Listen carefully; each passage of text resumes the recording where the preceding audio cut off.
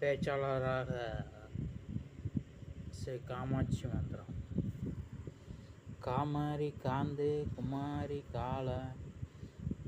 காலஸ்ய பர்துஹ கரே தத்த ஹஸ்தே காமாய காமப்ரதாத்ரி காம கோடிஸ்தஸ்த பூஜ்யேத்ரம தேஹி மஹியம். எழுத்தாளராக வேறு மந்திரம் இருக்கிறது. எழுத்தாளராக ஸ்ரீ வியாச பகவான் மந்திரம். வியாசம் வசிஷ்டநப்தாரம் சக்தேஹ பௌத்ரமகல்மஷம்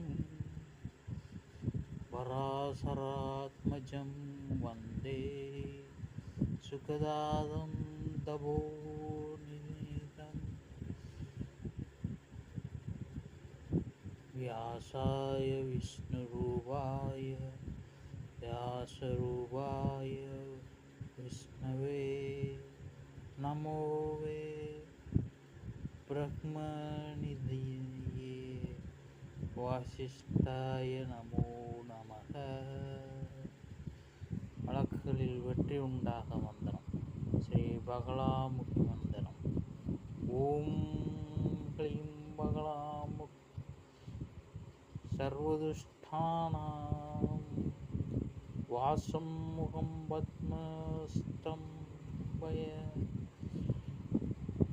ஜிஹ்வாம் கீலய புத்திம் விநாசாய ஸ்லீம் ஓம் ஸ்வாஹா. சிறந்த பாடகனாக ஸ்ரீ வாணிதேவி மந்திரம். வந்தியமான சரணே சூரப்ருந்தய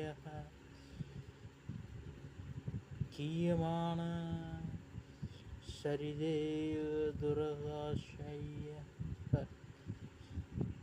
ஜப்பமான நிஜநாம்னி முனீந்திரைய வாணிதேஹி மம பாணியவலம்பம். குடும்பத் தொல்லைகள் நீங்க.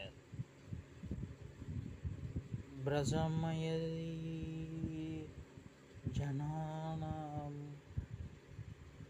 சஞ்சியவரம் ரங்கபர்துக பரிசரசலிதானாம்